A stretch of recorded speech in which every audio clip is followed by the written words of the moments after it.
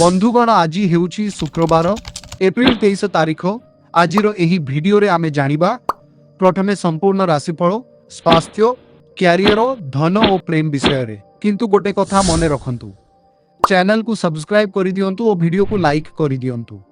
प्रिय कर्कट राशि व्यक्ति विशेष आज अनेक गुड़िए कार्य किंबा दायित्व निज मुंड को नेबा अपेक्षा निजर सर्जनात्मक एवं आध्यात्मिक दिग उपरे ध्यान केंद्रीभूत करने को चेष्टा करंतु। यह आपंक मन को शांति देवा सह नुआ चिंताधारा प्रदान करिवो।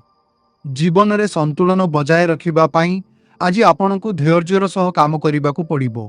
जदि आज आपण को किसी अस्वाभाविक किंबा खराब अनुभव हेउछि तेबे गभीर निश्वास नियंतु एवं निजको शांत रखंतु, सबु कि ठीक हो जिवो।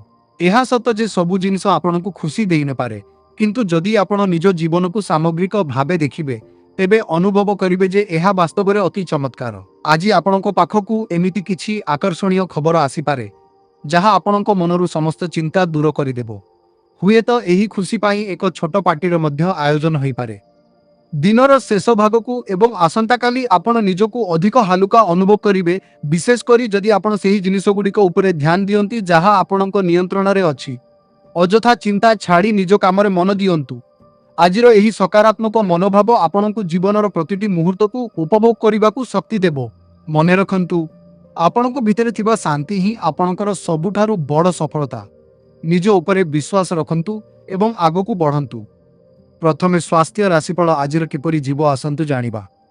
प्रिय कर्कट राशि व्यक्ति विशेष जदि आमे आपणक स्वास्थ्य एवं फिटनेस रूटीन विषय कहिबा तेबे गत किछि दिन हेबो आपण एथिप्रति सामान्य अवहेला करूछंती। वर्तमान समय आसी जाइछि जे आपण पुणी थरे निजर स्वास्थ्य प्रति सजग होई सठिक पथ को फेरिबा उचित। मन रखंतु, जदि आपण निजर शारीरिक जत्न नेबे नाही तेबे पूर्वरु जिम रे करिथिबा आपणकर समस्त कठिन परिश्रम वृथा होई जाई पारे। तेबे आज निज उपरे अत्यधिक चाप पकांतु नाही।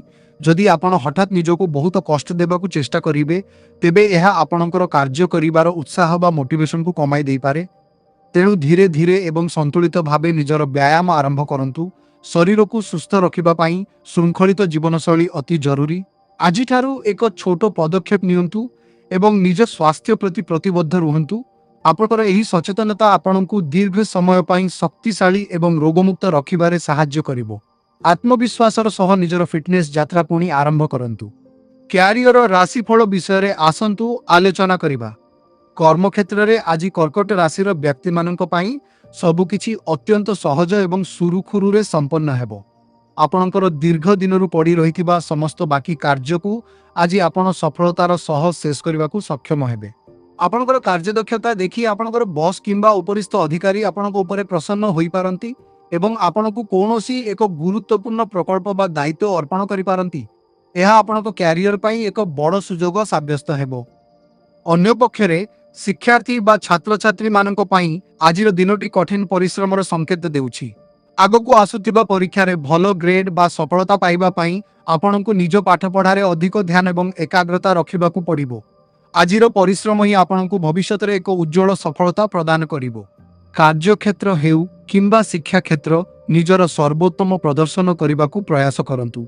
आपणकर निष्ठा एवं समयानुवर्तिता आज आपणको समस्तक निकट में प्रशंसार पात्र करिवो। सकारात्मक रुहंतु एवं निज लक्ष्य पथरे आगकू बढ़ंतु।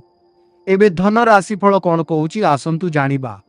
आर्थिक दृष्टिकोण देखिले आज कर्कट राशि व्यक्ति माने निजर भावना अपेक्षा बुद्धि और विश्लेषण उपरे अधिक गुरुत्व देबे। अन्य दिन मानकरे आपण हुए तो निज मनर कथा शुणी निष्पत्ति नियंती, किंतु आज आपण अधिक जुक्तियुक्त रहिबे।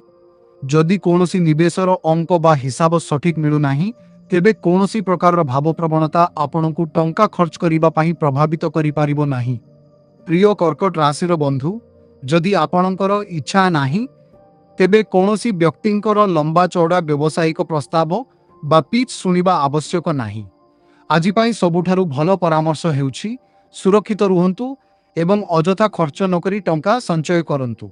आजिर दिनटी नूतन निवेश अपेक्षा निजर आर्थिक स्थिति को समीक्षा करिबा पाई अधिक उपयुक्त। निजर विचक्षणता व्यवहार करी आपण आज निज संपत्ति को सुरक्षित रखि पारिबे। आजिर सतर्कता आपण को आगामी समय रे बड़ आर्थिक संकट रक्षा करिवो। एबे आसंतु प्रेम विषय रे जानिबा।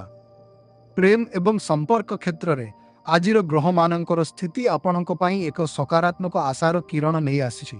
ପ୍ରିୟ କର୍କଟ ରାଶିର ବ୍ୟକ୍ତିବିଶେଷ, ଯଦି ଆପଣ ଅତୀତର କୌଣସି ପୁରୁଣା ସମ୍ପର୍କ, କାହାର ପ୍ରତ୍ୟାଖ୍ୟାନ କିମ୍ବା କଷ୍ଟକୁ ମନରେ ଧରି ରଖିଛନ୍ତି ଏବଂ ସେହି ବ୍ୟକ୍ତିଙ୍କୁ ଭୁଲି ପାରୁନାହାନ୍ତି, ତେବେ ଆଜିର ଦିନଟି ସେହି କଷ୍ଟରୁ ମୁକ୍ତି ପାଇବା ପାଇଁ ଅତ୍ୟନ୍ତ ଶୁଭ।